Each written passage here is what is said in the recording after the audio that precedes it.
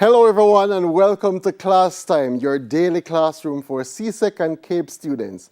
You can watch this lesson in real time on Television Jamaica's YouTube channel or One Spot Media.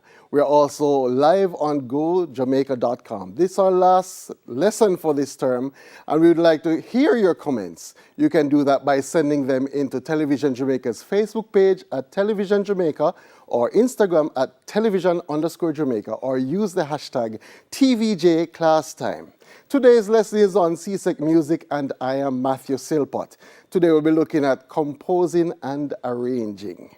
So let's go. All right, so CSEC music, a lot of persons look to this aspect of composing and arrangement might be posing some challenge, but before we start, I have some affirmations for you, musical affirmations if you can. I don't know if you can see them, but one says, music is what feelings sound like. Another says, without music, life would be flat. Musicians would get that, B flat. And another one says, where words fail, music speaks. All right, so let's just get into our lesson.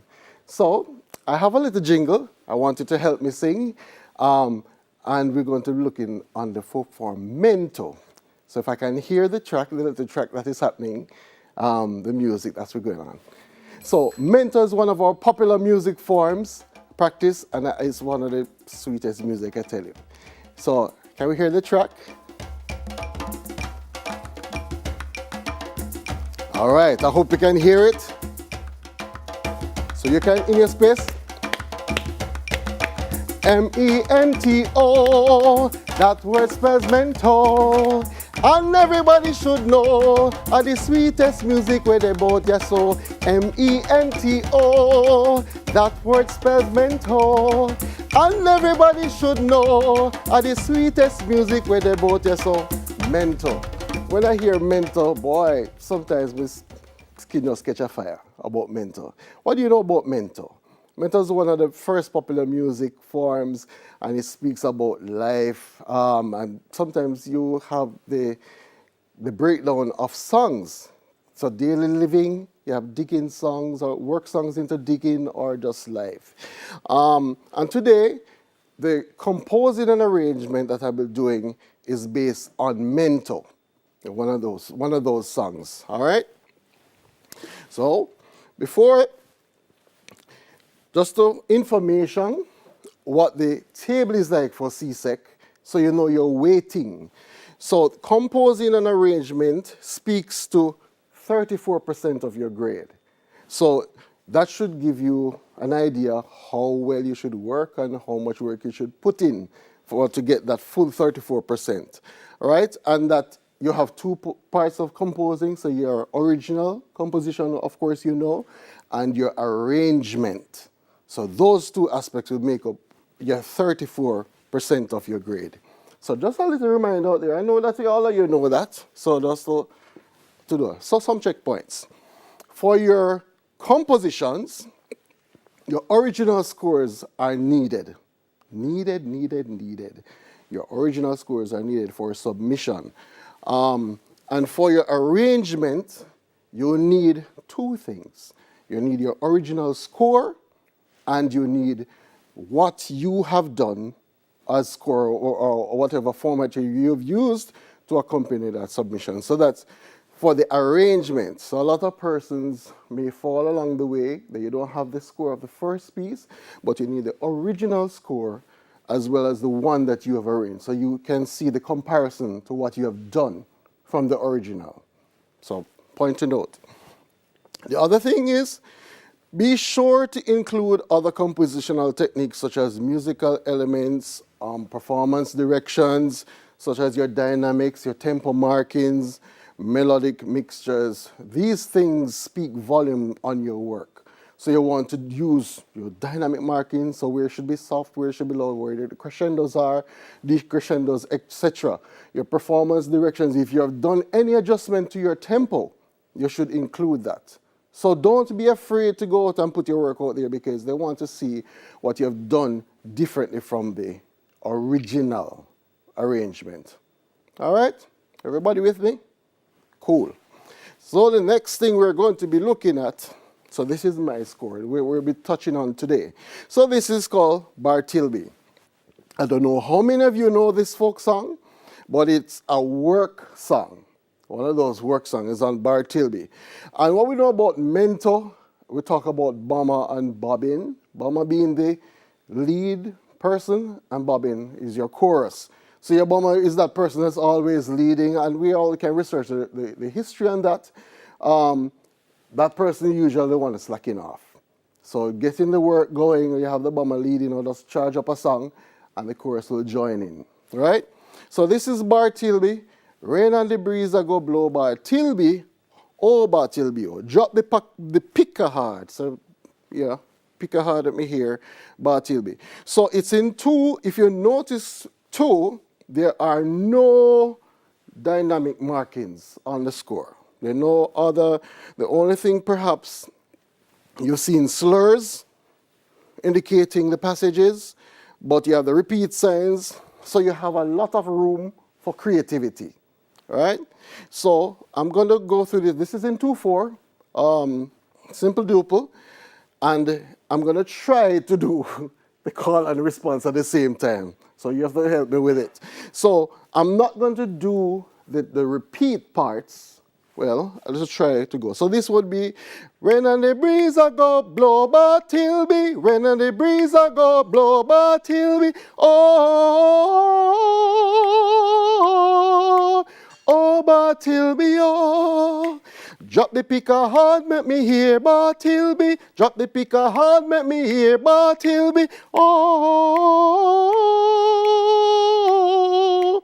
oh, Bartilby, oh. So that's the original melody, right? And if you notice as well, we have two different endings. So the first one is, oh, oh, Bartilby, oh. The next one is, oh, oh, Bartilby, oh. So you can make a note of those. So using this, what could we do to it to make it interesting? So this is the original composition, right? So first of all, looking at, it's just a single, what we call perhaps lead sheet. So it's just a melody. There's no accompaniment. There's no chordal structure. There's nothing there. So we have quite a few things that we can include. All right, so we have Rain on the Breeze, a go blow. So first of all, what is it speaking to? That would be my first question. So here, rain and breeze a go blow. Oh, Bartilby, oh. So in my head, I'm thinking something to do with rain, right? That's the first thing. I'm looking at the melody. I'm also saying that what could I do to the structure to make it a little bit more interesting, right? So I have some room there that we can throw in some voices in the accompaniment, the response part, because we already have the rain and the breeze a go blow Bartilby. So Bartilby is your response. Bartilby, bending the beat at that. Bartilby, oh, oh, Bartilby, oh, right? So I'm going to start my arrangement, and by the way, I have some little, well, a special group with me to help me along the way. You'll see them. That's Voces Melodiosas, to see exactly what it sounds like. So I'm going to start with, I don't know if any of you know the lullaby or sing-song, Rain, Rain, Go. Rain, rain, go away, come again another day. We want to go to a road we play, so rain, rain, go away. That's my first idea. So I want to use that as an introit to this, right?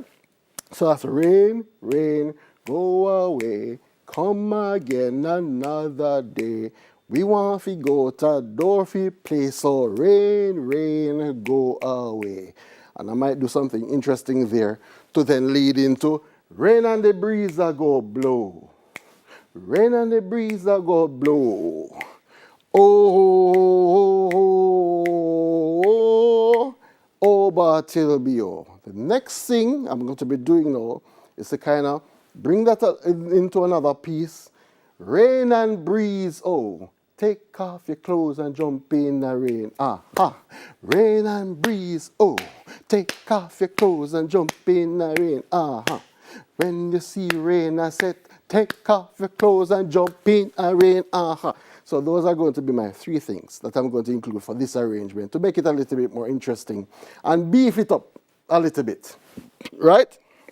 So let's go to what that sounds like. So I have a little track. I'll try to use it and sing as I'll try to my best as we go. So we can go with the track. So that's my intro to it. To start rain medley. Rain, rain, go away, come again another day. We want to go to road free place. So rain, rain, go away.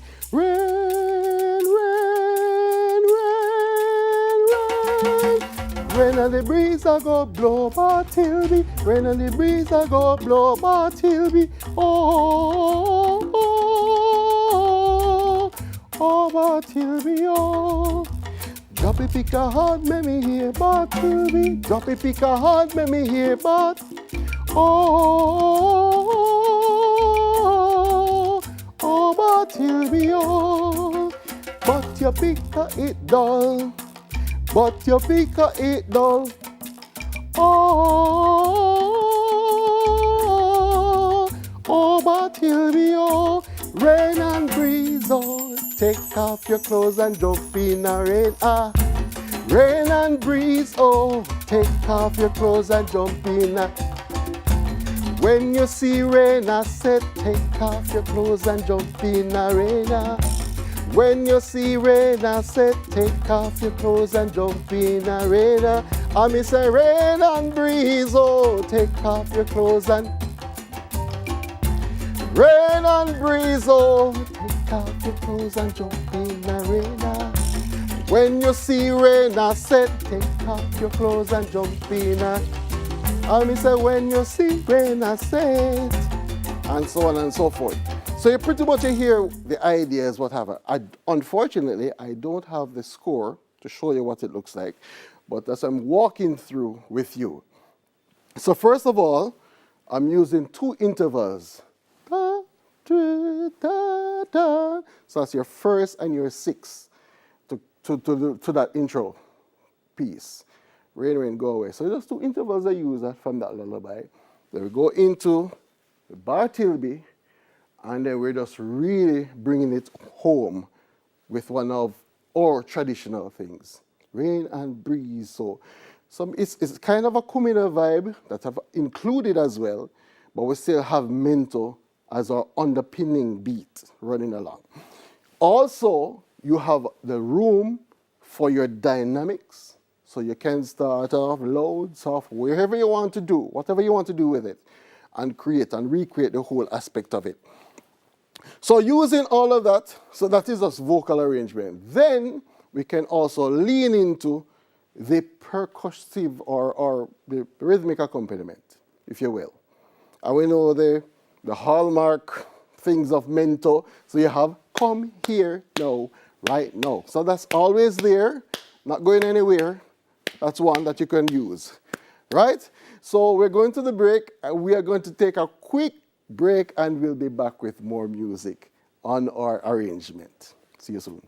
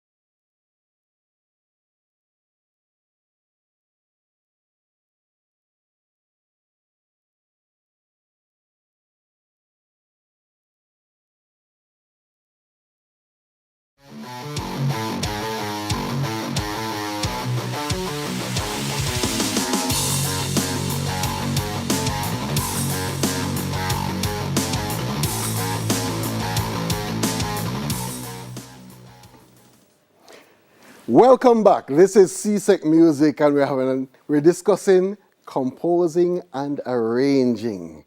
The last time we left each other, we were talking about the arrangement of Bartleby.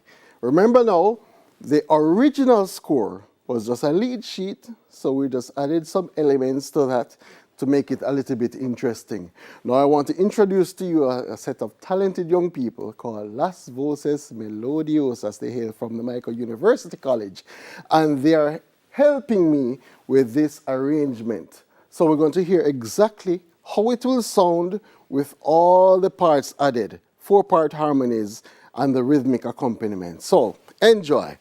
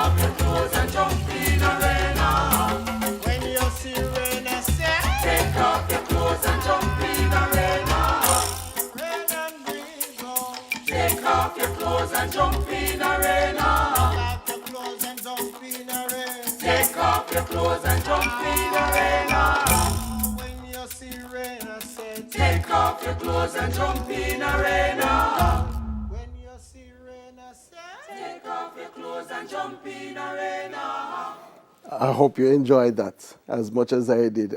Every time I hear it, just do something to me. Rain and breeze, oh, take off your clothes and jump in. So I forgot to mention something at the beginning. So when we did the first one, rain, rain, to make it, because it's just rain, rain, go away. That's just the melody line. What I did was I incorporated a fugal element, or some of you may mention canon. So you could have entries of voices in. So it's rain, rain, rain, da, da, da. So 4 voices are running concurrently to create that harmonic element and to create that different vibe. So it's probably incorporating some Western art influences and fusing it to our Jamaican thing. So using that and then going straight into Bartleby, and notice there were 2 other verses there. So there are 3 verses. There were 3 verses. First was just like the regular. The second and third were incorporated as a call and response. I wonder if you noticed that. So, ladies, gentlemen, so there was still that call and response feature of mento still there, happening in the lesson, and then going into the last one, right? So these are some of the things that you want to include in terms of talking about your composition arrangement, what you have done. So go into the music, talk about the musical elements. We have included the dynamics, we have included contrapuntal elements, counterpoint if possible, also, you know, everything. So don't be shy in your discussion about your arrangement. Own it up. Remember, 34% of your mark is that. So you want to delve in as much as possible into the music of it. So I want to change a little bit. So that was the arrangement. I want to zone in on some on other ideas that you can use in terms of your composition and your arrangement. So some ideas, you don't have to use them, but I find that some simple tools that we can use, a lot of times we talk about arranging or composition, people think it's a hard task. It's not.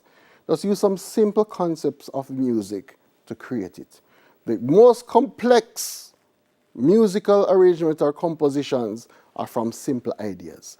Once you know your musical elements, once you know your duration, note duration and all of these things, I think you're set.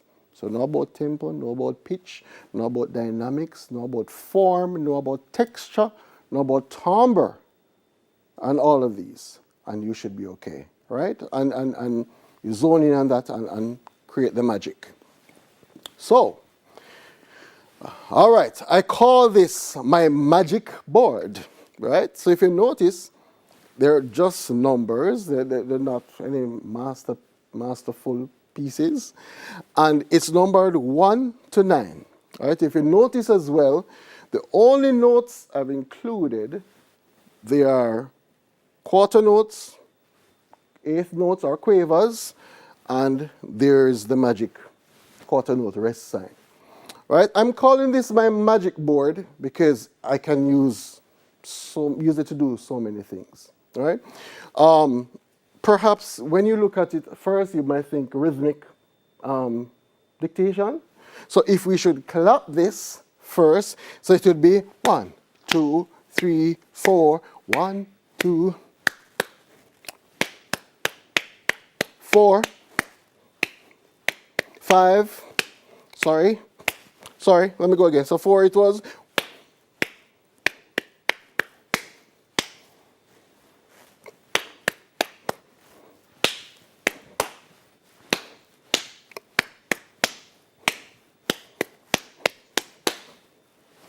So just clap all of it. What I normally do is using the utterance patterns because we probably can compose something using utterance patterns. So if you're using, let's say we're using yam for the quarter notes, dumpling for the eighth notes, and we're using that. So if we're clapping all of that to those utterance patterns, it would be yam, yam, yam, yam, yam, yam, dumpling. Dumpling, dumpling, dumpling, dumpling, yam, yam, dumpling, dumpling, yam, yam. Dumpling, dumpling, yam, dumpling, yam, yam, dumpling, yam, yam, dumpling, dumpling, dumpling. Yeah? We could do a lot of things with here. So what I normally do, if you want to use this as a motif or as an ostinato pattern, short rhythmic pattern, you want to have one group doing 1 to 3, one group doing 4 to 6, another group doing 7 to 9. And you can make up your instrumental composition however you want. Again, you don't have to use these notes that I'm using. You can make your own. Because a lot of times, people are doing composition and they don't know where to start. I always use this and say, perhaps you can scramble them if you want. So I could perhaps do 1, 5, and 9 to start. And I can do 4, 5, and 6. And I can do 7, 5, and 3. I can do 2, 5, and 8. So anywhere I want. I can go as many ways as possible with this. Right? So using our utterances and all of that. So let us try if I can get the accompaniment, we can do 1 to 3. So we're doing as is, 1 to 3, 4 to 6, 7 to 9. Then we're doing the second time around. We're doing 1, 5, and 9, 7, 5, 3, 4, 5, 6. So, yeah, you can play. So we can go. So remember the order. 1, 2, and 3. 4, 5, 6, 7, 8, 9. 7, 5, 3, 1, 5, 9, 4, 5, 6. Yeah? Right. So here we go. Using the utterances. Let's go.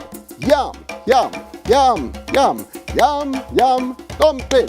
Dumpling, dumpling, dumpling, dumpling, yam, yam. Dumpling, dumpling, yam, yam. Dumpling, dumpling, yam, dumpling.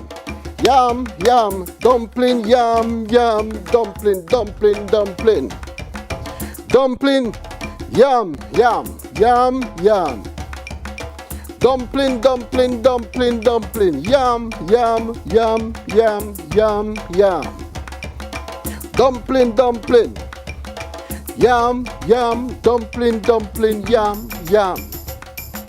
Dumpling, dumpling, yam. That is one whole composition already. I keep on going. If I could take it on another level and use pitch, not just rhythmic accompaniment. So if you want to do 1 to 3, 4 to 6, and create that, keep the track going. So this could be our first pitch. So it could be yum, yum, yum, yum, yum, yum, dumpling, dumpling, dumpling, dumpling, dumpling. So that's one. Yum, yum, dumpling, dumpling, yum, yum. Dumpling, dumpling, yum. Next pitch. Yum, yum. Sorry. Bad. Dumpling. Yum, yum, dumpling, yum, yum, dumpling, dumpling, dumpling. Yeah? So you could start creating your harmonic structures like that. Remember the first jingle that we did? Keep the track going, keep the track going. So you can start it again. So the first jingle, M-E-N-T-O, that word spells mento. And everybody should know the sweetest music where they both yes so. So if we're using this as rhythmic accompaniment to that, let's try to save that. I'll try to see if I can sing and play this. So I'm going to clap all of it to the jingle. So you can start the track again.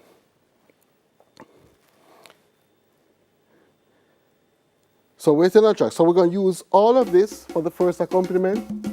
M-E-N-T-O, that word spells mento. And everybody should know the sweetest music where they brought us so. M-E-N-T-O, that word spells mento. And everybody should know the sweetest music where they brought us so. So we're using those accompaniment to work with it, right? Right across the board. So you in your space, I want you to compose this rhythm. Well, compose something for yourself. So you have 9 areas to work with, yeah? So my first one was all of it, and then I did 1, 5, and 9, then I did 7, 5, and 3, then I did 4, 5, and 6. Right? If I wanted to add more interest now, we could go the other way. After I get to 4, 5, and 6, I'm going 1, 4, 7, 2, 5, 8, 3, 6, 9. And then perhaps can come back to 4, 5, 6. Oh, that's all complicated. So go again. So we're going all of it. Then we're going, so this is like an X. So we're doing X, bloop, X. So we're doing 1, 5, 9, 7, 5, 3, then 4, 5, 6. And then we're going down. 1, 4, 7, 2, 5, 8, 3, 6, 9. All right, so ready. So we're going to go. I can go without the music this time. So we're going to go. I'll call the numbers as we go along, and we're clapping them. So all of it. All right, here we go. So 1, 2, ready, and go. 1, 2, 3, 4. Yum, yum, dumpling. Dumpling, dumpling, dumpling, dumpling. Yum, yum. Dumpling, dumpling, yum, yum. dumpling, dumpling, yam, dumpling, yam, yam, dumpling, yam, yam, dumpling, dumpling, dumpling. First, next, 1, 2. Uh-oh. Sorry, wait back. Okay. All right. Sensitive screen. So we were at the X, first X, 159, and go. Yam, yam, yam, yam, yam, yam. Dumpling, dumpling. 7. Dumpling. Yam, yam, yam, yam. Dumpling, dumpling, dumpling, dumpling. Yam, yam. Dumpling, dumpling, yam, yam. Dumpling, dumpling, yam. So, perhaps that could be one line. That could be one instrument playing all of that, what we just did. Another instrument could be playing another scramble. So I'm calling it the magic board because you can, I mean, if you're not up to writing everything from scratch in terms of accompaniment, just spin your wheels, just scramble them up all together and see what you come up with.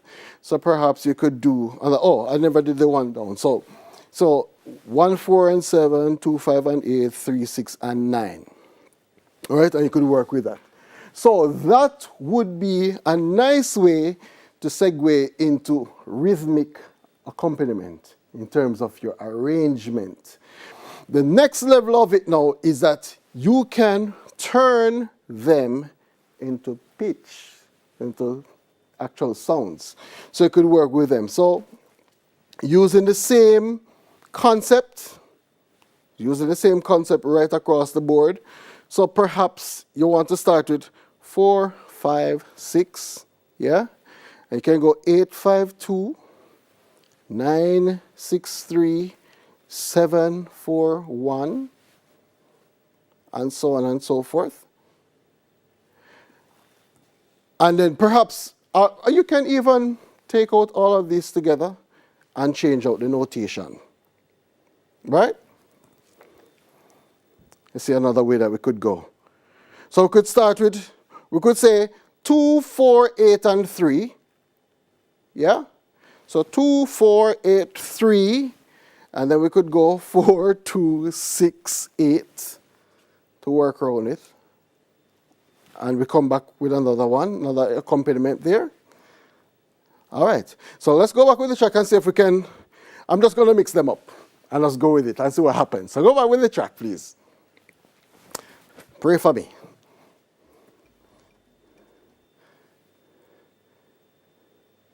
Track. Go on the track again. Yeah.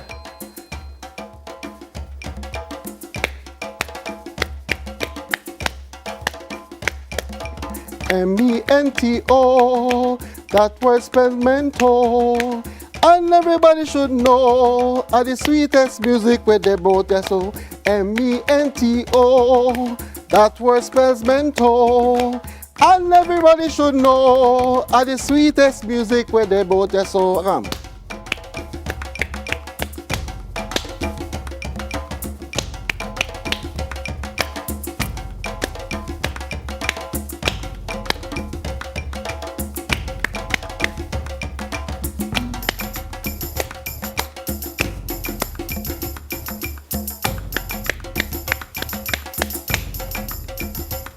This one, number 8, 4, 5, 6,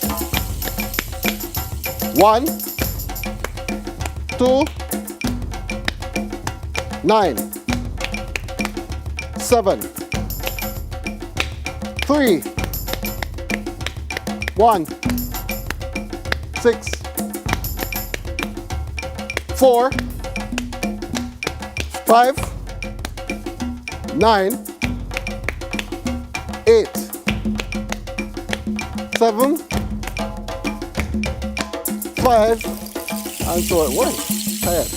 All right, so you can do anything you want with that. So pretty much I just went out of the box and started improvising with all the rhythms. So you see the options are endless with it as we're going along, right? And of course, you want to incorporate your dynamics. So we can't just be on one level all the time. You want to use your dynamics to incorporate interest and more creativity. Use up the terms, use up the crescendos, use up the decrescendos, all of those, accents and that type of thing on your improvisation, on your compositions, rather. So if you want to take this down, use it as a method for your composition in terms of your accompaniment, that's fine. You can use that idea. There's another way that you probably want to draw a landscape. So that's another technique that you could perhaps use for your composition, right? So if you have any questions on what we have done here today, please send them into our various platforms and we'll answer them for you. Until next time, I'm Matthew Silpot. Up next, we have CSEC English Literature. Happy holidays.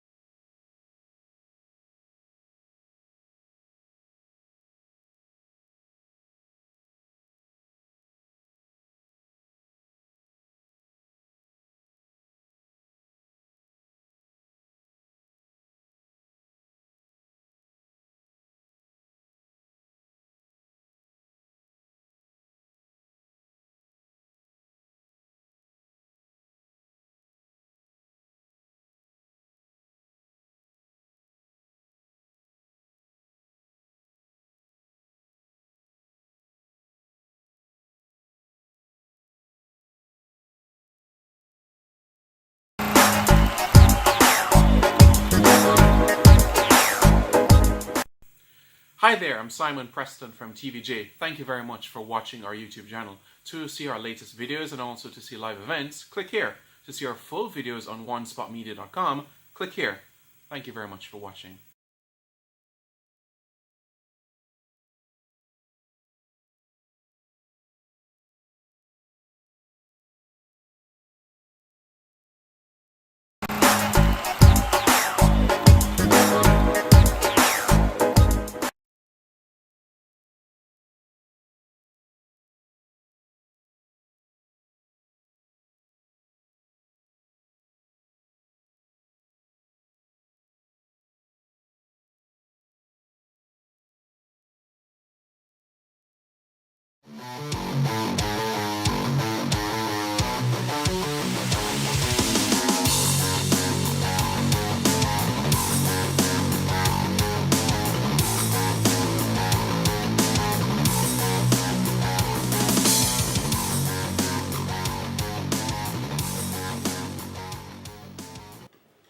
Welcome back to Class Time, your daily classroom for CSEC and CAPE subjects.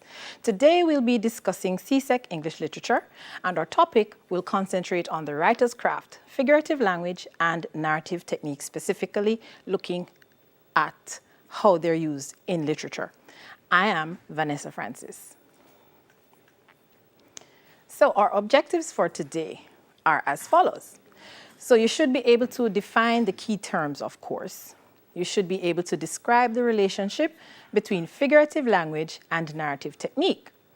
You should also be able to discuss how to comment on various writers' use of figurative language in selected short stories.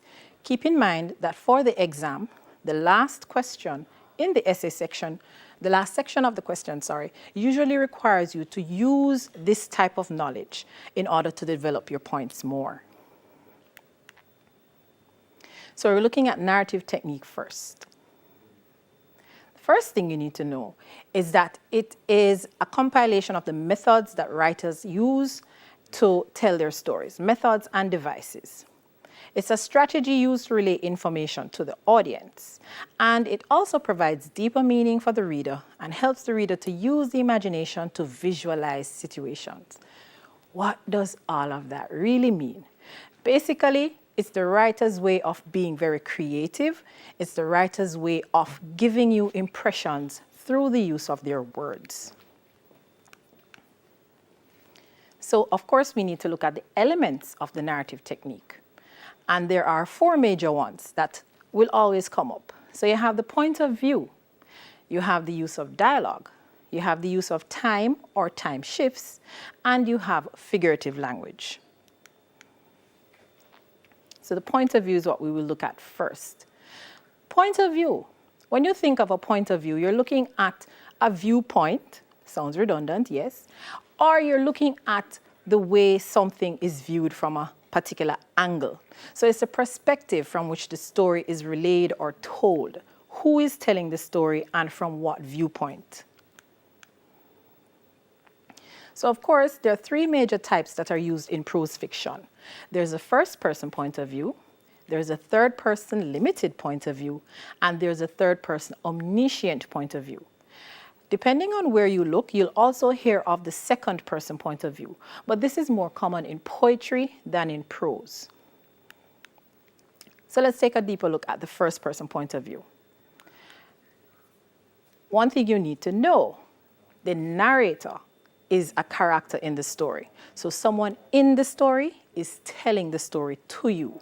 So think already of the stories like that you've read or are about to read, where the narrator is the one who is in the story. The next thing you need to remember, the pronouns I and me will be used most often. So I will do this, I got up, I stretched, I walked out the door, he hit me, she hit me, that sort of thing. So your narrator is going to be in the story, telling you the story from his or her perspective. Now, this focuses on the narrator's inner thoughts, feelings, and experiences. So whatever story you're reading and you have a first-person narrator, then that is the person who you're connecting with most. That is the person who you're hearing about most. That is the person who you're seeing most. And because of that, guess what? You, the reader, become personally invested in the story. So it is almost as if you, the reader, are in the story with this person, because you're reading I this, I that, me this, me that. So you become the I, you become the me. So you, the reader, are actually in the story, taking part in the story. You win when the narrator wins, you lose when the narrator loses. So, of course, you must have some disadvantages with this type of narrative point of view. So, one disadvantage, unfortunately, and you can understand why this would be a disadvantage, there's a potential for bias. Because if I am telling the story, then I'm not going to tell the ugly parts that make me look bad. I'm going to make myself look like the hero when in fact I am the villain. So you might not get the full story from a first-person narrator. You'll get the story that makes them look good, that makes them come off as the victim if there is someone to be victimized or that sort of thing. The next thing is that the reader's knowledge, of course, is going to be limited to what this narrator knows. So you can't know about another character unless your narrator knows about the character. So your first-person narrator can't really tell you anything about all the other characters. They can only tell you about the characters maybe they're close to. And even then, how deep is their knowledge of that character?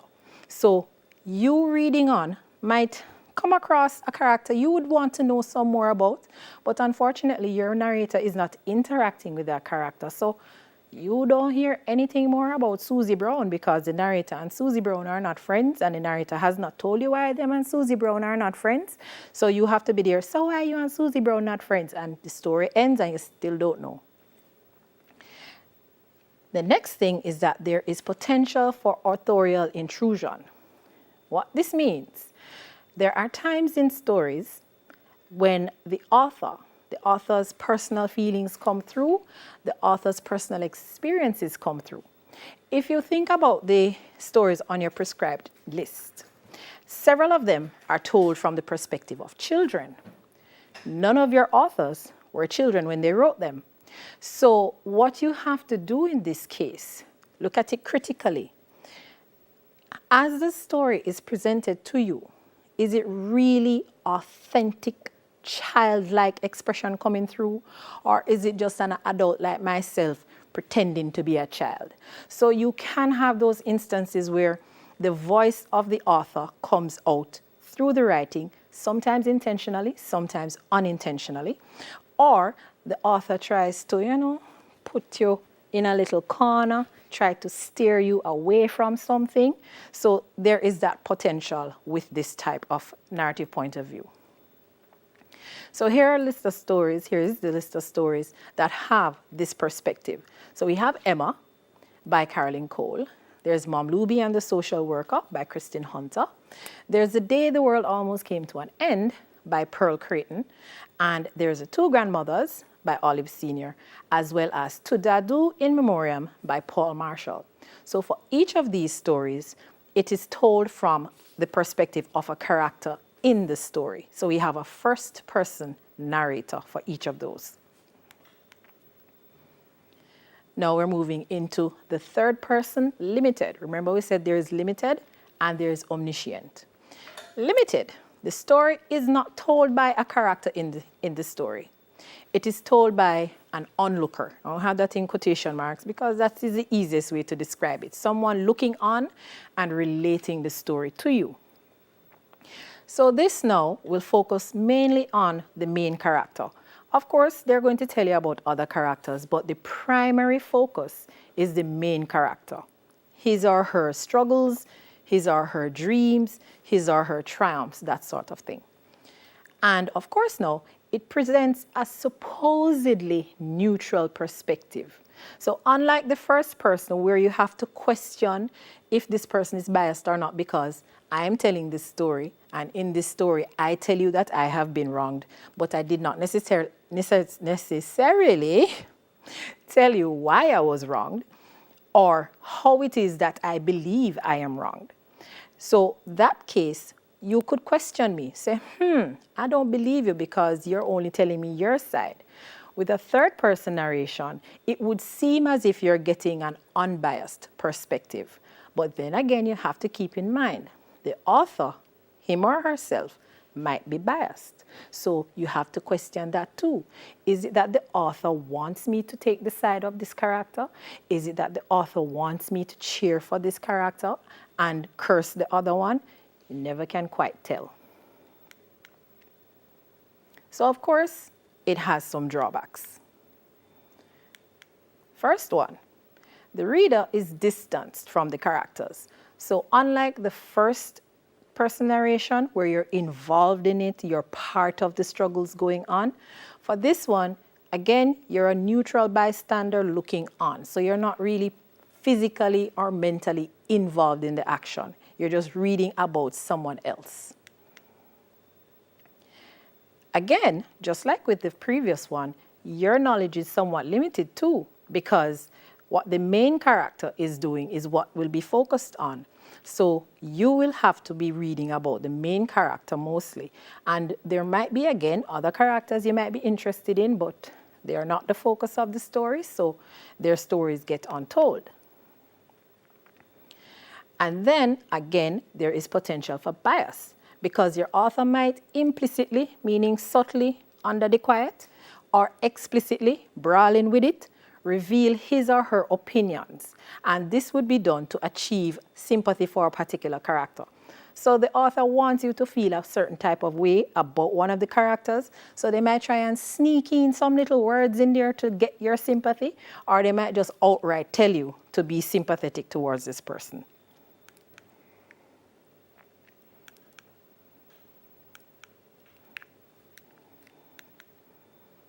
All right, so now, these are the stories that have this type of narration. So there's Blood Brothers by John Wickham, and we remember all about that with Paul. And we have The Man of the House by Frank O'Connor. Now, we're going to look at third person omniscient. So we did limited, and limited was limited for a reason. It only focused on one person. So when you think of omniscient, those of you who are good little Sunday and Sabbath school attendees, you would have heard the term omniscient already. So you know it's all-knowing, all-seeing. So this type of narrator is basically everywhere and with everyone. So the focus is still on a main character, yes. However, you do still get different perspectives. You do still get to hear what character X is thinking. You get to hear what character Y is thinking. You get to hear people wondering what's going to happen next. So yes, you're still focusing on the main character and their trials and struggles because you have a protagonist, but you might also get to hear from the antagonist's point of view as well. But of course, there are drawbacks, unfortunately. So one drawback, again, you're distanced. And even more so, because now you can't even connect with any one character. You're being given perspectives of several characters. So you have to try and be the neutral bystander in this case and try not to pick a side until the very end if possible. Again, your narrator might be the voice of the author trying to sway you left or right. So your author might just be trying to sway your mind and lead you down a certain path that you shouldn't be.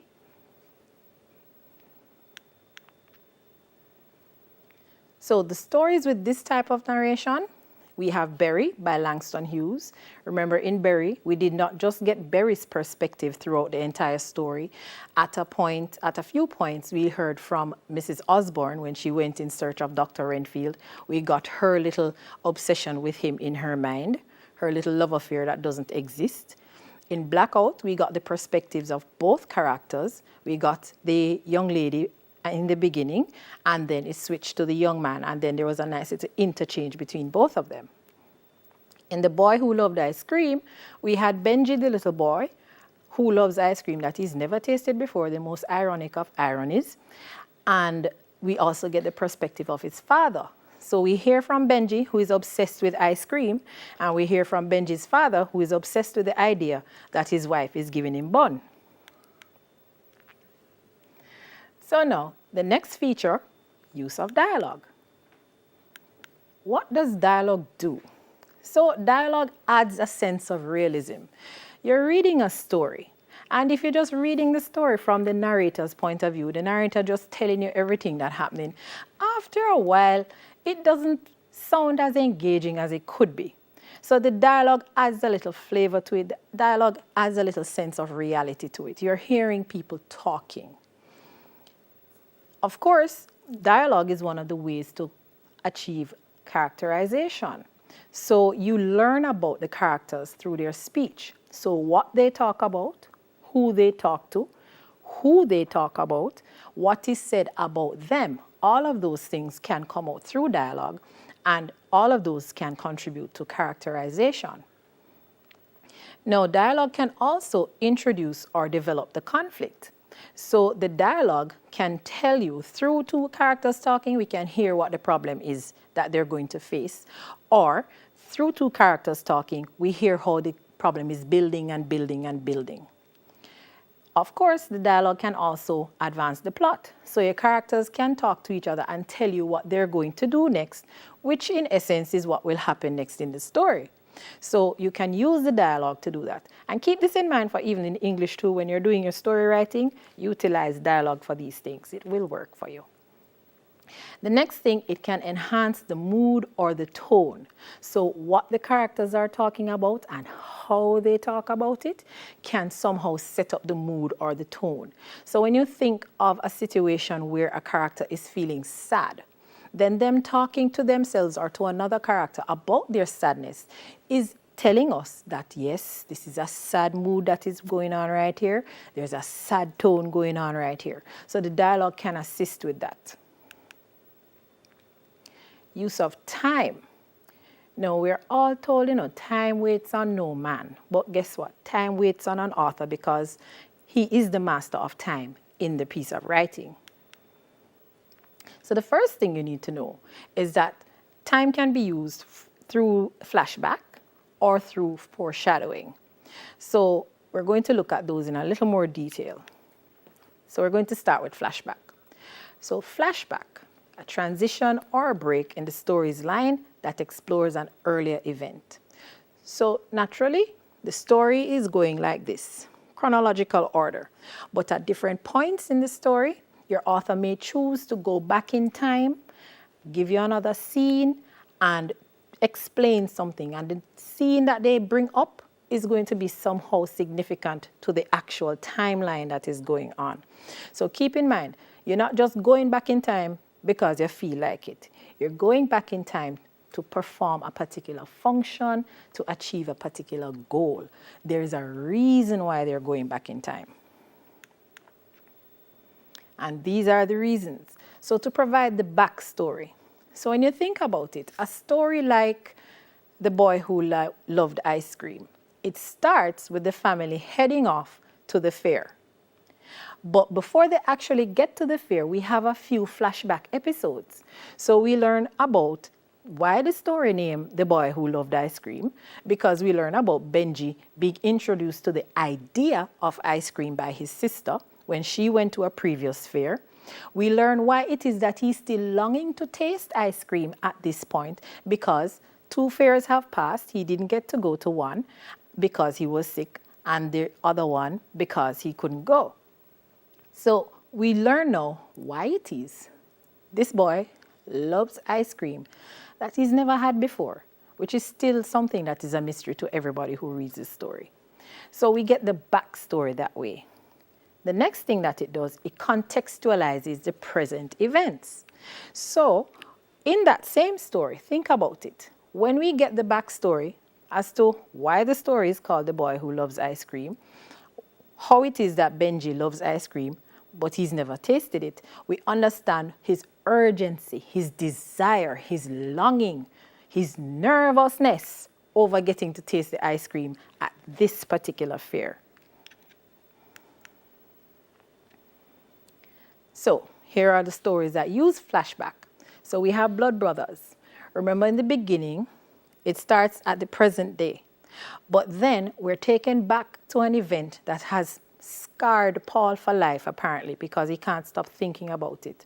So when he was walking in the night with his father and his brother, and the trees were there, and he was so frightened by the sounds and the sight of the trees looking like ghosts, the shadows looking like ghosts, and all of that.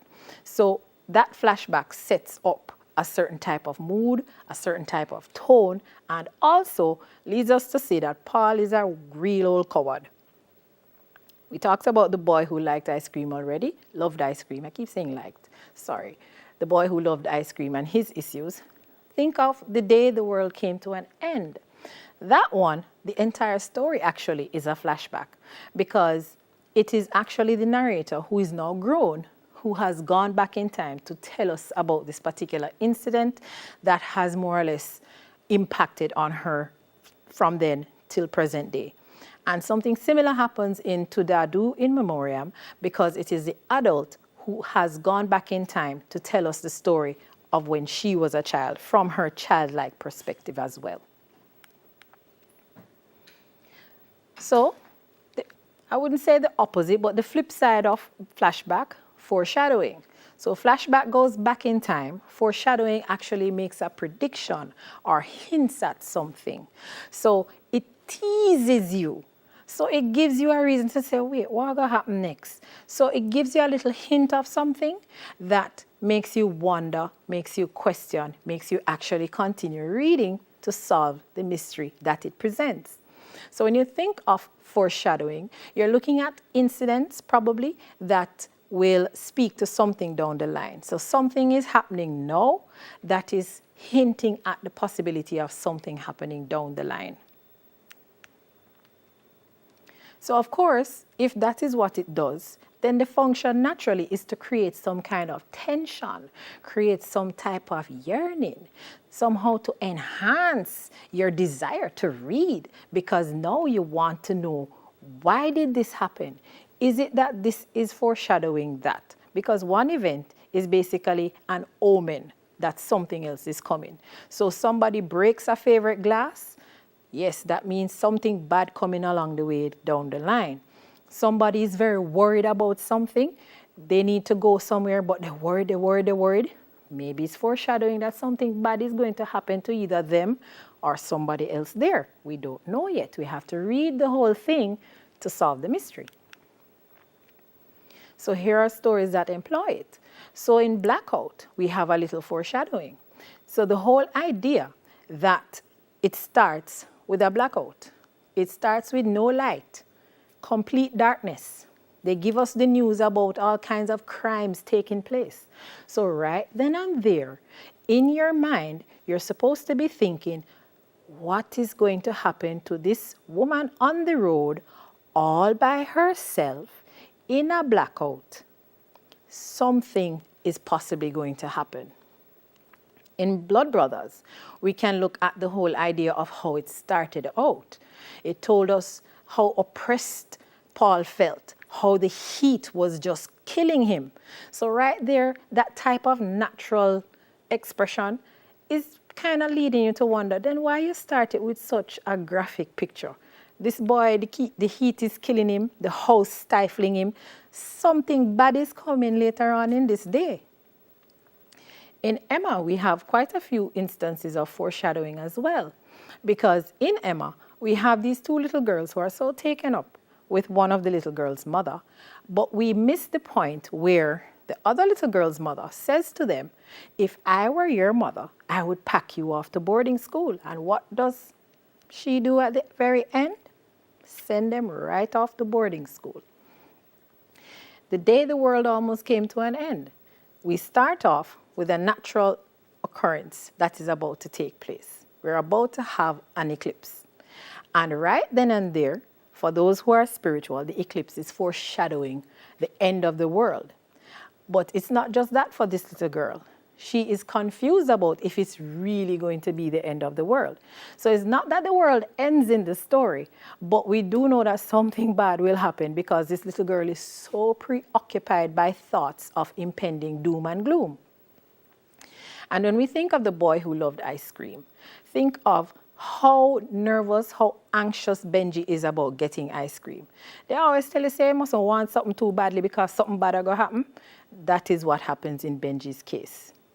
And then in Tudadu, in memoriam, the foreshadowing is not so much that the planes foreshadowed that Dadu would die.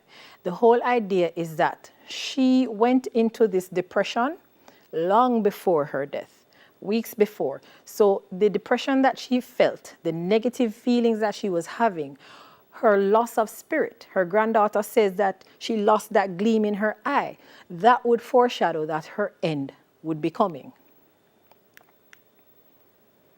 So we're going to look at figurative language now. So this, of course, is a use of words from a deviation from the conventional. So you don't use the words the way regular people would use it. The writers use the words and create something new with it. So they want to convey a certain complicated feeling, a certain impression. So instead of just saying the boy walked slowly, they're going to say he dragged his carcass to the door. That is telling you many things about this boy. For one, if you describe him as a carcass, that means that he is basically not having any vim and vigor. He is not happy, perhaps. Perhaps he's sad. Perhaps he's very melodramatic and feel like, Lord, me are dead. So the use of the word carcass in that sense, that description, that comparison of the boy to a carcass conveys a certain picture in your mind about him. So here are the steps that you would use to comment on figurative language. So first thing you need to do, of course, clearly state the name of the device or the technique that you're going to discuss. So you can't be discussing a metaphor, simile, imagery, or whatever it is, and you don't say that that's what you're discussing. You have to name it. You have to call it by its name. The next thing, give the examples. So you have said you're going to talk about X device or X literary expression, X technique. Give some examples, because you can't say you're talking about a metaphor and all know not one metaphor not in your essay. So you need to give some examples, some meaningful ones preferably. So some examples that actually connect with what you're trying to say. Then of course you have to give a surface explanation. So you give just the top layer of the explanation. So the boy dragged his carcass to the door. You're going to say the boy walked slowly to the door. That is the surface. But of course, you can't just stay on the surface, because this is literature. You're supposed to dig. And again, I said it before. Miss, how you know say it mean this? We don't know for sure, but we can do what? Make an educated guess. So by the use of the word carcass, you can say that it is trying to convey how the intensity of how he feels. It is trying to emphasize how lacking in energy he is, that sort of thing. So you need to go below the surface and bring that out. So for the next step now, you need to make a judgment in the use of the device. So first question you have to answer, to what extent is the device used appropriately? So the boy dragged his carcass to the door. What makes it appropriate or inappropriate? Is it appropriate because prior to this you had read that he was very tired, he was very discouraged, that sort of thing, so you know his emotions which cause him to be dragging his body like that? Or is it inappropriate because it never that bad, it's just a little grading get that wasn't so nice, or maybe him just dropped something, so it didn't need this over dramatization. So you need to talk about to what extent is it appropriate or not, because you can say it's inappropriate as well. Don't feel like you have to agree. Then of course, to what extent is it used effectively? So is this a device that is used to make the point clear? You want to make sure the point is very clear. You want to make sure that you are understanding and the understanding is being conveyed clearly. And the next thing now, what has the use of the device or the technique contributed to the text? So you explained what it means on the surface and below the surface. You have given us some insight into it. You said how appropriate it is, how effective it is, but you also need to say, where do for the book, where do for the story. It not just dead upon the page, it was put there for a reason. What is that reason? So we're going to look at an example now of applying narrative technique to figurative language. So we're looking at imagery. And imagery is one of those techniques that you can get it wrong if you're not careful. So you need to remember what imagery is. So when you use imagery, it's basically a collection of images. So you're using them together to create an overall impression. So it's like you have a few different frames and you have a big picture. So those of you who do art and you do your little mosaic, you have the little bits and pieces that you put together, and then you step back and you see a beautiful creation. Similar to imagery. So you have different images that come together for an overall impression. And of course, because it appeals to the senses, you have a type of imagery for every type of sense. So you have the visual. That should be obvious what the visual appeals to. What you can see. So you're looking at things that are described in front of you, things you can see. So you're thinking of things like color, size, shape. You're thinking of objects being described, light and dark, shadow, shade, that sort of thing. The next one is oral. And this applies to how things sound, because you hear things too when you read. There are certain devices that lend themselves to hearing. So you hear things about pitch and frequency, probably intensity, loudness, and all of that. Those are the most obvious types. But then you also have your sound devices, your onomatopoeia, your alliteration, your assonance. Those are things you hear. And there they are. So they create the sound in the writing. You have olfactory images. Now, for those of you who don't know that one, it's what you can smell. So you're reading about things that you can smell. So perhaps there is a pungent aroma of some food cooking, or perhaps a distasteful odor of garbage rotting. All of those are olfactory images. So remember now, we talked about the difference between connotation and denotation, and this is where it comes into play. Because when you hear the word aroma, you think of something pleasant. But when you hear the word odor, your default is something that smells not so nice. Of course, you have to have tactile images. You have to have things you can feel, things you can touch. And for this, you're thinking of textures, you're thinking of temperatures, you're thinking of even resistance as well. So you're thinking of things that you can experience through your skin.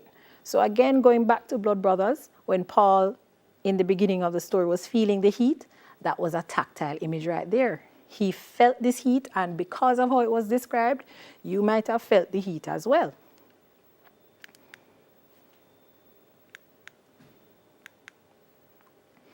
Now, your gustatory images are things that you can taste. So reference is made to different taste sensations. Your sweet, your sour. I learned this one recently, umami, so that's savory. So these tastes are explored in the writing. So your writers will tell you about, maybe in Benji's case, with the ice cream, when his sister was trying to describe the taste of ice cream to him, you are probably in your mind trying to visualize that taste as well. So those are different types of gustatory images. And you can also use textures to bring it across as well. Kinesthetic now has to do with movement. So you're going to hear about things moving.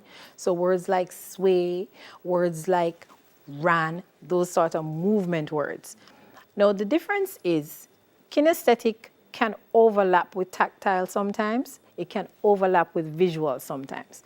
But keep in mind that it specifically has to do with movement.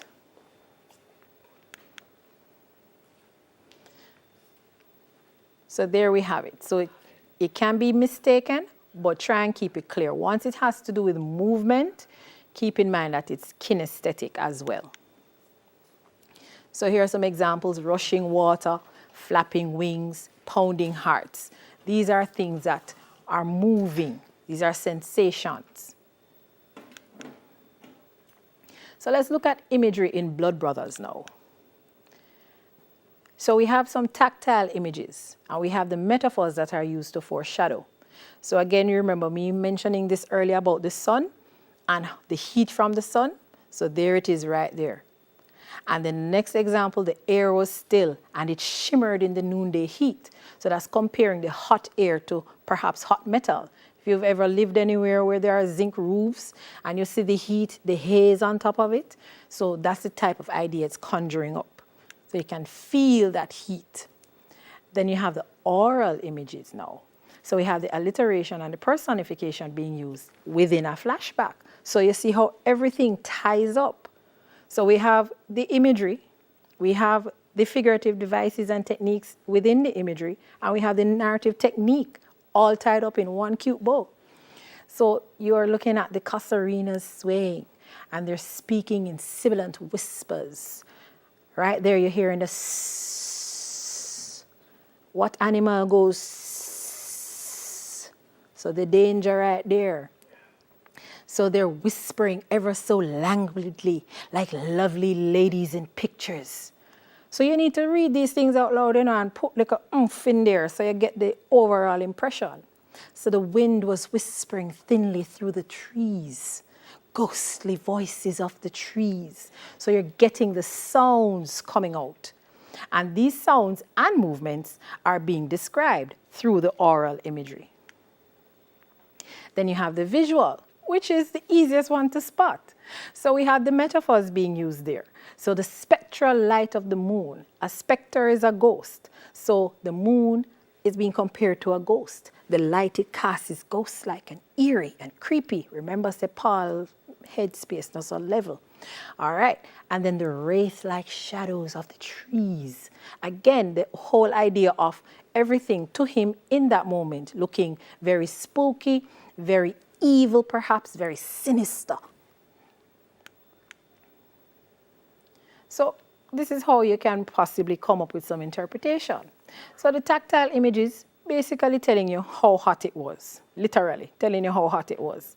And then the oral images now add to the whole atmosphere of fear, because all of those sounds were there to stir up a little emotion inside of you, because Paul is there experiencing all these things and fear will kill him. And then what does it do? It contributes to the mood and the tone. So all those oral images would have created a mood of fear, a tone of fear, the whole idea of the experience being very traumatic for him. Of course, it contributes to the theme of fear as well. So remember we said that everything kind of overlaps, interchanges, they're all nicely interconnected. So do not think of narrative technique is over here, devices are over here, imagery is over here. My dear, it's like a nice pot of soup. Everything comes together, it boils down, it simmers down, and then you just eat it up. So it contributes to plot as well, because we learn now why it is that he feels the way he does about his brother, unfortunately. So remember, when you're looking at narrative technique, when you're looking at figurative language, when you're looking at anything to do with the tone, the mood, and all of that, you have to think of them as how do they impact on each other. So you're not looking at them in isolation, all right? So keep that in mind. So that's all for today's lesson. If you have any comments on this term's work, we'd like to hear from you. Up next, Cape Sociology.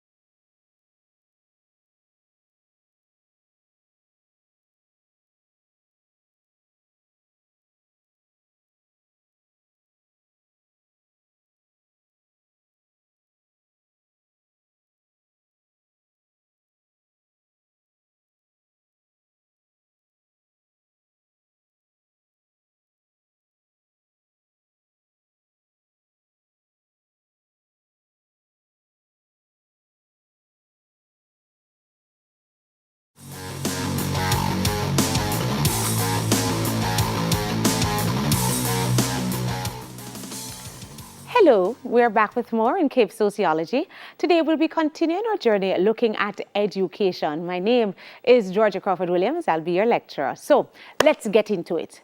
Now last week, once it is that I get here, we have to do a recap of what we did before. Once it is that you start a new lesson, you always think of what you did before. So last week we looked at family.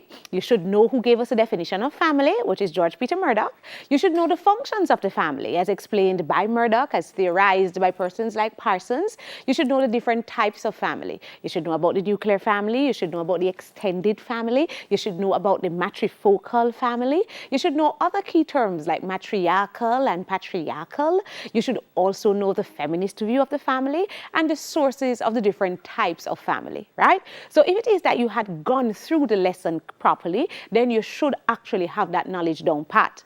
We would have actually done culture as well, which is a major topic for your first module. And now we are continuing module 2.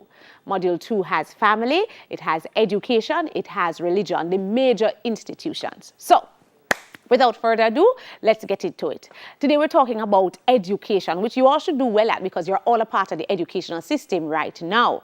Once it is that you do a topic, you have to start with your definition. Now, education is defined for us by Harlambus and Holborn. Harlambus and Holborn say that education is one aspect of socialization. It includes the acquisition of knowledge and the learning of skills. Harlambus and Holborn, the persons who wrote Sociology Themes and Perspectives, what is known as the Bible for sociology, yeah? So you must know the definition, you must know who said it, and better, preferably, word for word, that you can look right in the exam. Good? So that being said, let's get into the theories of education. So it's my time. I'm going to start with the functionalist view of education. Who is the big functionalist? Before I run into it, take a moment, think. Who is the big functionalist? We did this when we looked at the perspectives. Who is the big functionalist? All right, here we go. The big functionalist is Emile Durkheim. So let's continue. The functionalist view of education. We start with Emile Durkheim, and Durkheim says to us that the education system has 3 major functions. 1, it facilitates social solidarity. 2, it exposes us to social rules. And 3, it prepares us for the world of work.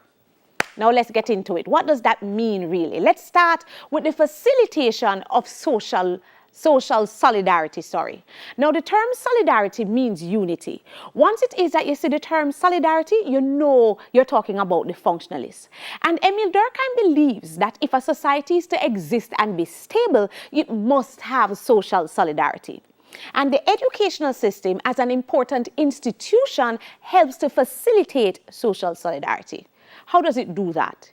He says the education system helps to facilitate social solidarity through the teaching of history and loyalty to one's country. He said no matter which school you go, once it is that you get into the educational system, it starts to explain to you, if you're Jamaican, that you are Jamaican, and that you should be Jamaican and proud. And when you go to devotion, you stand up and you sing the entire anthem, and you learn the national pledge and that sort of thing, and them start tell you all of the famous Jamaicans and why it is good to be a Jamaican. He said that is very important. It is not just done by chance. It is done so that you can understand that you're a part of something bigger than yourself. Yeah? And so you too become proud to be Jamaican. And in doing so, it fosters social solidarity. It fosters unity because you feel close to the next Jamaican. And all of you can see eye to eye because we're all Jamaicans. The same thing happens with the teaching of history. Via the teaching of history, once again, you see how you are connected to persons who you don't even know. And automatically, you feel united. And that is why when you watch show, you actually watch for the black man. If the black man get beat up, you kind of affects. Because you as a black person, you feel connected to the next black person because of the shared history. That is why if you're watching television and you see a Jamaican doing something big, you feel proud. That's why when we watch Olympics, we decide on we left work and we sit down, and when you see and win, we feel like we win too. Because we learn from school that the education system and that our society in general is a part of who we are. Yeah? So the educational system fosters social solidarity by exposing us to history and also teaching us loyalty to our country. The second thing that the education system does is that it exposes us to social rules. Now, according to Durkheim, the first time you really learn about rules, set rules and punishment is at school. Him says not that home don't have rules and punishment, but them actually apply it willy-nilly. It not set. So today your mother will curse and you get punishment, and tomorrow you do the same thing and you get no punishment because she tired of you. It is not set. And sometimes when you're at home, the rules that apply don't really apply to everybody. Yeah, the wash belly might get wet. The boy might get wet. The girl might get wet. But he says when it is that you go to school now, automatically you get a rule book. And you understand that there are certain rules and each rule can have a particular punishment. Now that is important to know, because when you get into society, you're exposed to rules again and you're expected to abide by them. This time the rules are the laws, and with each law, if there is a breaking of the law, there's a set punishment. But that not frighten you because you're used to it from school. So in essence, it is preparing you for society by exposing you to social rules. Finally, he says that the education system prepares us for the world of work. He says it is school that equips you with the specialized knowledge necessary so that you can go in and be a functional part of the working world. And so if it is that you're going to a doctor, then it's school that teach you the chemistry, the bio, the physics that is necessary.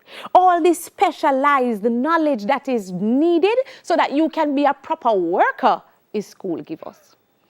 Therefore, Emile Durkheim, as a functionalist, is of the view that the educational system is functional. Yeah? And he gives the three major functions. So if you have a question about the functionality of the educational system, one of the first persons you have to write about is Emile Durkheim and speak to his three major functions. Good? All right. We move on to Emile's protege, Talcott Parsons. Talcott Parsons is a fan of Durkheim. He follow him up and he read him work, and many of his writings are based on Durkheim. Now, Talcott Parsons agrees that the education system is functional, but he makes his own points. He says, 1, the education system is meritocratic. 2, the education system is functional. And 3, the education system fosters social mobility. And I'm going to go through each of them. 1, the education system is meritocratic. Now, meritocratic means fair. That's the first thing. Write it down. You're going to see the term meritocratic all the time and you want to know what it means. The term meritocratic means it is based on merit, meaning you're judged based on what you can do, your talents. So if the system is meritocratic, it means that the system is fair. Yes, that's what it means. Now, Talcott Parsons says the system is meritocratic as it exposes everybody to universalistic standards. Now, what do we mean by that? Universalistic standards are standards that are applied to everybody regardless of who you are. So whether you're rich, you're poor, you're pretty, you're ugly, your country, your town, whichever, everybody is exposed to the same standards in school according to Talcott Parsons. Now, it is important to note that Talcott Parsons says when you're at home, you are exposed to particularistic standards, where you're judged not based on what you can do, but you're judged based on who you are. Yeah? So at home, there's no universalistic standard. Certain people get certain special treatment. And that is why you hear picnic in your yard always I say, who are the favorite? And who get this and who get that? When I was growing up, my mother had 4 girls and 1 boy. So, say automatically my brother got the special treatment. Him special. That's how we always say. Yeah? There was a running joke in our family that if the house is burning down, my mother would run in and take him out first and, put him down and give him some water and brush him up. That's the rest of we are born up, And she said, look how you're nearly dead, oh God, and hug him up. And then she run in and take out 1 more. And then she might take out a 3rd one and she said, all right, 3 out of 5, no bad. If we have 3, we're good, yeah? But him have it all right. And that is because we are saying that the system at home is based on particularistic standards. But Parsons says, once you get into the educational system, it is judged on universalistic standards. It is judged, let me go back to it, on universalistic standards. And that is so very important for me. So let me go back to that. right? Universalistic standards, clear. Now, it means that once you and I get into school, then we all have the same opportunity to be successful. That's what Parsons is saying. There is nothing hindering your success. Everybody work and you're judged based on your talent. So nobody don't give you no extra grade because you're poor. Nobody don't give you no extra grade because you're rich. Everybody have to earn what it is that they want. And so according to Talcott Parsons, education is the great equalizer. Because no matter where you come from, no matter if you're a boy or girl, everybody has a chance to succeed. And as a consequence, Parsons believed that education is one of the most important institutions in society because it is operating on universalistic standards. It means, therefore, that a status is achieved. You have to earn it. Nobody not getting a grade just because you're pretty. You have to work for it. And he says, you know that because you all have the same teachers. You all take the same exams. You all have the same books. You all have to do the same work. So that shows you that the education system is meritocratic. I am laboring on this point because it is such a popular question in your exams. The meritocracy of the educational system and the functionality as a consequence is very important. There are many other theorists who are going to agree or disagree, but first you must understand what it means and why it is seen as meritocratic. Good? Now, Talcott Parsons also says that the education system is functional. Who else said the education system functional? We just do him. Emil Durkheim also said that the education system is functional. Now, Talcott Parsons is adding his voice. He's saying the education system is functional because it teaches the value of achievement. Him say once you come into school, automatically you start learning that if you work hard, you can get what you want. And that is the basis of a modern society. The understanding that if you work hard, you can get what you want. Yeah? So him said the education system is functional because it teaches the students the value of achievement. When you're at home, them not really teach you that. Them just give you things because you're pretty or you have for them picnic. I remember when I had my first child. And at that time, I'm frightened because I want picnic and I think she's so special. Now I have 3 minutes care as much. But when we did just have the first one, and when she was in grade 1, her first semester of grade 1, she was doing so well because she was reading so well, far above most of the other children. And so she was always student of the week. You see, by the time she reached semester 2, everybody read and everybody ready, yeah? And so it is now about writing and how well you write off the board, etc. And she can't write at all. So she stopped being student of the week.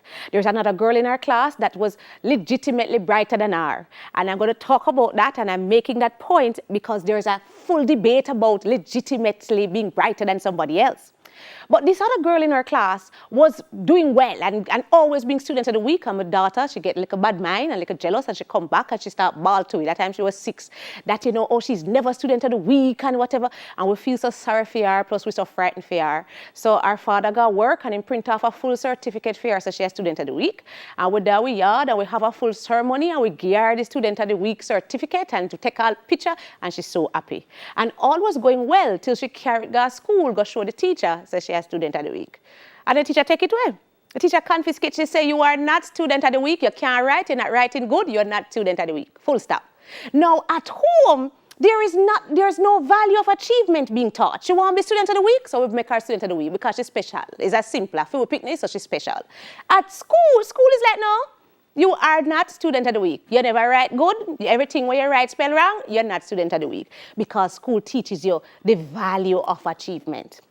Parsons also says that school teaches the value of equality of opportunity.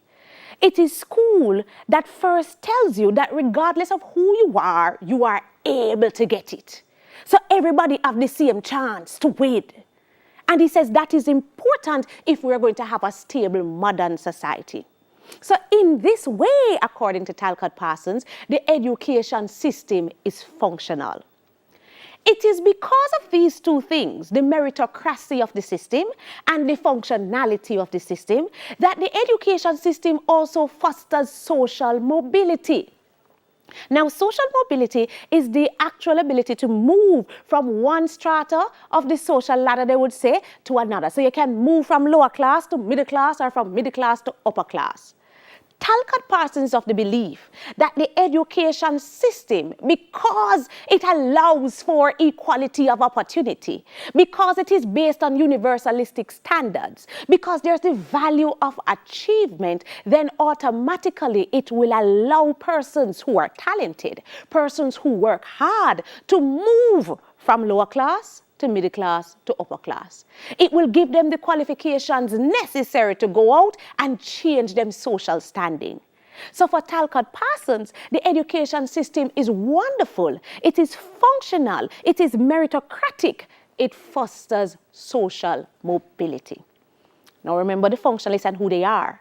They're often said to be utopian because they believe that society is good and all things are great, which is why we end up now with the people who disagree with them, like the Marxists. So let's see what the Marxists have to say. We're now looking at the Marxist view of education. Remember, I said it to you before. Sociology is always a debate. You have arguments for, you have arguments against. The functionalists have put forward their arguments. They've said to you that the education system is good. It's working. It ensures that society exists and is stable. It is meritocratic. You know, it fosters social mobility. They're saying, I have done the research, and that is what I find out about education systems in modern society. The Marxists say, no, sir. It's like we now look upon somewhere totally different, because that's not how we see the educational system. Now, the Marxists we're going to look at are Samuel Bowles and Herbert Gintis. So many of you believe that the only Marxist is Karl Marx. Mash down that lie. Karl Marx wrote the full, Communist Manifesto, and many persons as a consequence follow him and then use his writings as the basis of their theories. But there are other persons who are Marxists, like Samuel Bowles and Herbert Gintis. Now, you must know the names. You cannot do sociology without the names. A sociological essay without names is like a history essay without dates. You're going to get them wrong, you're going to fail. And we don't know failure about here. Good? Samuel Bowles and Herbert Gintis. Bowles and Gintis says the aim of the educational system is to reproduce the capitalist labor force. Simple. Him said the educational system is owned by the bourgeois, the upper class. And they who own it, the only reason they have it is to ensure that the lower class people know how to become good capitalist laborers. So when you go to school, all you go to school for do is to learn how to come work for the big man. It's as simple. As simple as that. You go to school just to learn how to come out, come work for the big man so he can exploit you, and you can go home with your pittance. Him said that is what the education system is there for, to reproduce the capitalist labor force. And it is done via what he calls the hidden curriculum. Key term, write it down. Must come by your multiple choice, you must write it in your essay. Key term, hidden curriculum. He says it is the hidden curriculum that helps the system, to reproduce the capitalist labor force, to turn you into the sort of laborer that the rich capitalists want you to be, the hidden curriculum. He said when you go to school, you have the written curriculum, that are the syllabus. They are the things where them tell us that you're going to learn. But then you have the hidden curriculum. Some things them don't tell you about, but those are the key things where you learn.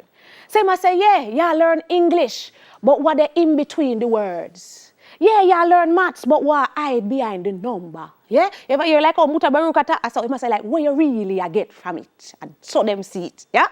So they say when you look at the hidden curriculum, the first thing the hidden curriculum teach you is subservience and docility. Him said from you go to school, you learn to be subservient and docile. You are told from early to do what I say. Simple. And so you will get a math problem, and you will get the math problem right, and you still not get the full marks because them say you never do it the right way. You never follow what the teacher say. You have to be docile and subservient. They say at school, anybody that have independent thought, anybody that do something different is punished. And so they might say, find x, x plus 2 equal 4, find x. And there's a young man, him put a arrow and say, see x there. Now he might think about it. It's outside of the box thinking. Teacher give him wrong bang. Go to the back of the class, you're two dunce because you think outside of the box. Him say from you go school, you learn principles, says walk in lines to where you're going. Why? How that help nobody? Why me can't walk zigzag? Because you have to be docile and subservient. That's the thing that school is teaching you via the hidden curriculum. Them say the maths and English are even important. What you need to learn is to do what your teacher tell you to do. They say the second thing that the school teaches us via the hidden curriculum is the acceptance of hierarchy. Now, when you go to school, you learn that there are different levels of people above you. You have your little class monitor, then you have your prefect, then you have your teacher, and you have your, HOD, and you have your VP, and you have your principal. And you have to respect every level of them coming up. If you have a problem, you can't just go to your principal. Did you speak to your prefect? No, him say that is important, because when you get to work, it's the same hierarchy that is there, and you have to accept the hierarchy. Him said the acceptance of hierarchy is very important because it helps them to control the labor force. So when you go to school, your prefect is a student too. But she is empowered, so she start feel like she a teacher. So she help the teacher now control you, our fellow student. And she feel like she big. Them said them things are important, because when you go to school, you go to work, you have a supervisor. And your supervisor, is just a proletariat like you. Him not get much more than you, but him empowered with the name supervisor, so him feel him little better. So him help the boss now control you. Boss don't know, say you come in 5 minutes later, You know who know? Supervisor. Him, where are you coming from? Now supervisor is like you, but he's empowered.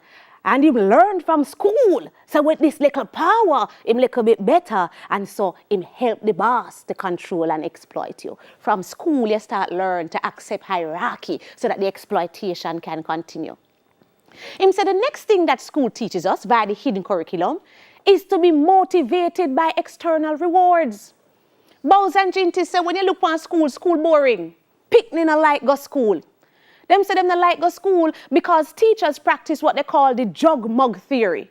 The teachers are just the persons with the knowledge. They are the jugs. They pour out the knowledge in the head of the students. They are the mugs. So picnic hate school. You don't want to go. There's no real joy in learning, because you don't get a chance to express yourself and be yourself. But you go to school same way. You know why you go every day?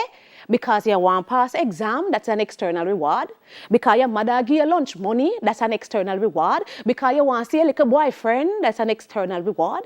And so you find it is not for the joy of school that you go to school.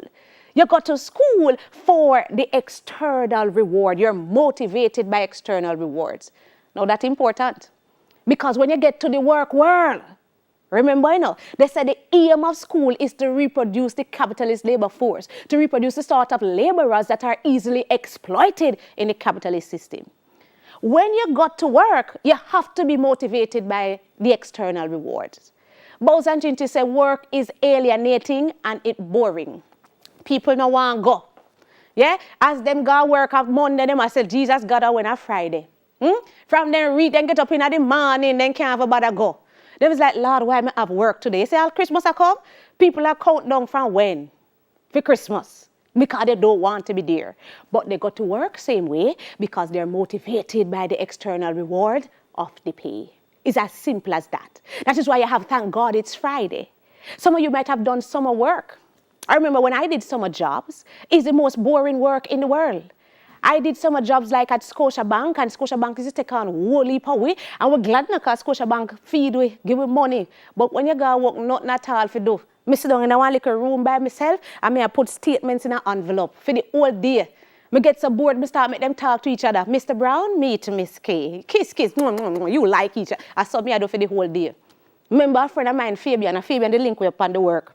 Fabian mother didn't know somebody, and Fabian carry going upon the work, When you see Fabian I go work, Fabian dapper, kind mother that foreign, man. That time Fabian reach a call box from early call, if we not reach a work early. When Fabian reach a work, all him do a sharp pencil. For the whole day, and you want to see your early reach, whole day. Remember one time the pencil them done, him call with you, the pencil them done. And so what must do him say, I broke them back, next to them think me not do nothing, and I sharpen again. But him go every day. Why? Because he is motivated by external rewards. They say even the persons that you think that they have the best jobs in the world, they don't want to be doing it every day. They don't. Look at a man like Cartel. How did Cartel get in trouble? And you would think that he had the best job in the world. But even being a DJ and the man at the top of the world get a little bit boring, so you have to do some extra on the side. That's what they say. And so you find that especially for the man who do the normal work, he has to be motivated by external rewards. And where that starts? School. So they say the education system, its entire purpose is to actually reproduce the capitalist labor force via the hidden curriculum. And it is the hidden curriculum that actually teach you the key things, not the actual written curriculum, not the syllabus. They're not important. It is the norms and values that they want you to learn, so that when you get out into the work world, you can be the sort of laborer that is easily exploited. Him say if you look at school as well, the hidden curriculum teach you the fragmentation of knowledge. When you go to school, you have some people who do arts, you have some people who do business, you have some people who do science. And when you take a step, business people not talk to science people because science people go on like them too bright and them know everything. Science people not talk to business people because business people just a waste time. Arts people not talk to science people and are so fragmented. Them said that fragmentation is important because once again, it helps the boss, the school to divide and conquer, to easily control you. Them say when it is you go to work is the same God Almighty thing. When you go to work, you have marketing department, you have production department, you have accounts department, and them not deal. Yeah, marketing not like accounts, because accounts not want to give them money and I go on like I feed them money when I company money and I let go know what them means health. Yeah, accounts can't take marketing because all marketing I do, I spend off the whole like money and now I do nothing and go drink juice. Production don't like the rest of them because a production I do all of the work and the rest of them don't care and them I get the money. And so what happens is that if marketing have a problem and want to strike, production not join them because they not like them. If accounts have a problem and want to strike, marketing not join them because they not like them. And so it is easier for the boss to divide and conquer. This fragmentation starts from where? From school. So Bowes and Jintis totally disagree with what the functionalists have said. They say that the education system is not functional for the masses. It only functions for the capitalists by helping to prepare you, the proletariat, to be the sort of laborer that the capitalists can exploit. And what helps to prepare us? The hidden curriculum. Know the term. Know the term. Bowes and Jintis goes on and they say something also as important. They say the education system is not meritocratic, not fair. Now remember, Talcott Parson just made big chat. Talcott Parson just said to you that education system is meritocratic, it is fair, it operates on universalistic standards. Bowes and Jintis said that is rubbish. It is rubbish, and then they give the quote to explain why it's rubbish. They say a high IQ is not the cause, but the consequence of long stay in school. And so the system can't be meritocratic. What does that mean? They must say, listen, it is not because you're bright, you stay long in school, but because you stay long in school, you get bright. Which means that anybody who can afford to stay longer in school will automatically do better. And those who can't afford to stay long in school, they will automatically fail. And so the system is so designed that the rich will pass and the poor will fail. Bowes and Jintis says that there is a myth of meritocracy. They make you think, say, the system fair. As a matter of fact, what them do is that them let through two poor people and make them two poor people go through, and then as the next poor one when I go through, I say, well, if him can do it, then me must can do it. The system really fair. But in reality, them creating an illusion. Them let through two and keep through thousands, keep down thousands. And see the two and I say, well, if him do it, me suppose I can do it in me, what this? When in reality, it is the system that is keeping you down. Bowes and Jintis said, take it out. If you're not on a book, you can't pass. When GSEC was being done, they say on average, the students who go past GSEC, go extra class 6 out of 7 days for the week. So if your mother can't afford extra class, you go cook, you can't pass. They say 70% of those who pass CSEC math went to extra class. That means if your mother can't afford extra class, you go fail. Yeah? They say say if you look at how people get to school, you have some students that them parents drive them to school.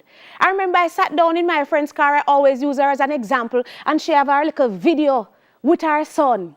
And in that video, like a CD, and in it, it just say, A is for apple, B is for ball, C is for everywhere driver that him hear. A is for all, me start saying, A is for apple. Yeah? That means him have that in him head continuously. Compare it to the next one, we take a bus, and in a film, Eddie might hear about daggering. Who is going to pass?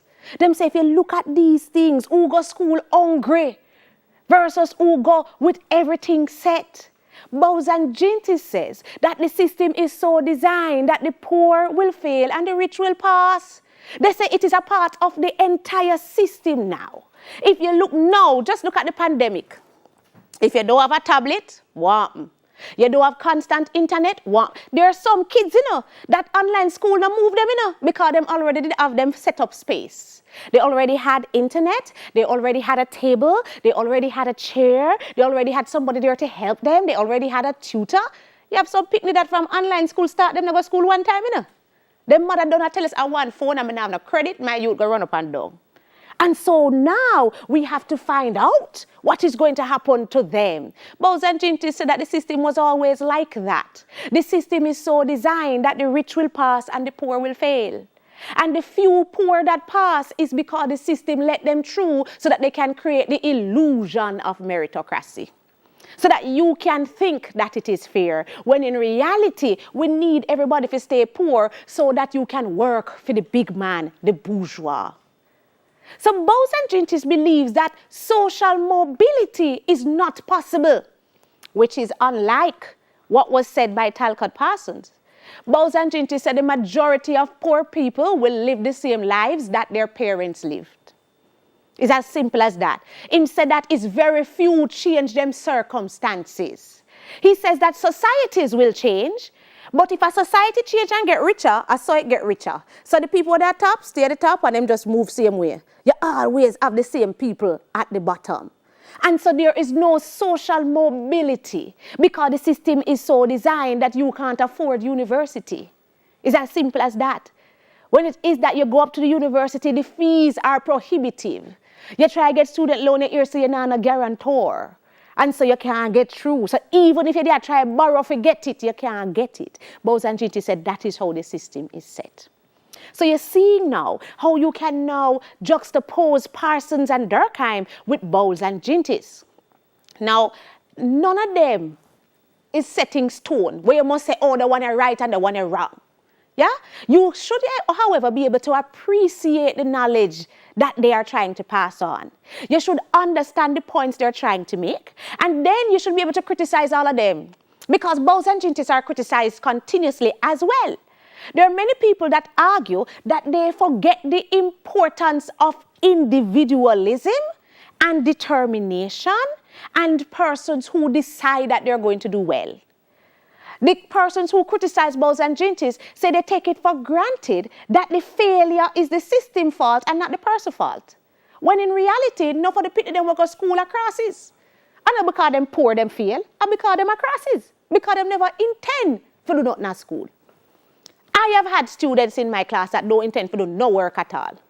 Just come in and just enjoy ear and friend and out a door, that sort of thing. They say Parsons don't look at that. They say Parsons don't look at the parents and the role of the parents in the failure of the students. Yeah? So for instance, J.W.B. Douglas says when that Parsons, Bowes and Ginty were criticizing, very important, Bowes and Ginty. They say you don't look at the importance of the parents. Are the parents sufficiently interested in your education? Is it the school fault or is it parent fault? When last your mother got PTA and she lived next door to the school, how come you have phone card and phone and you're not in a book? So Bowes and Ginty is not necessarily the ones that are correct. You have to know and be able to criticize all. So, very interesting topic today, and that is all. We have been discussing education in Cave Sociology, and you can catch a repeat of all of today's lesson on JNN starting at 4 p.m. Highlights of the week's programs are also on Saturday between 1 and 4 p.m. and on video on demand on One Spot Media. Now, we also have 2 channels to help with additional lessons devoted to students of all ages. It's on One Spot Media School Time and also School Time Maths. So check them out. We have reached the end of the term and we'd like to wish you a safe and peaceful holiday. Send in your comments on how you have found our teaching on class time. We really want to hear from you. Until next year and the next term, keep safe, wash your hands regularly, sanitize, and for God's sake, wear your mask.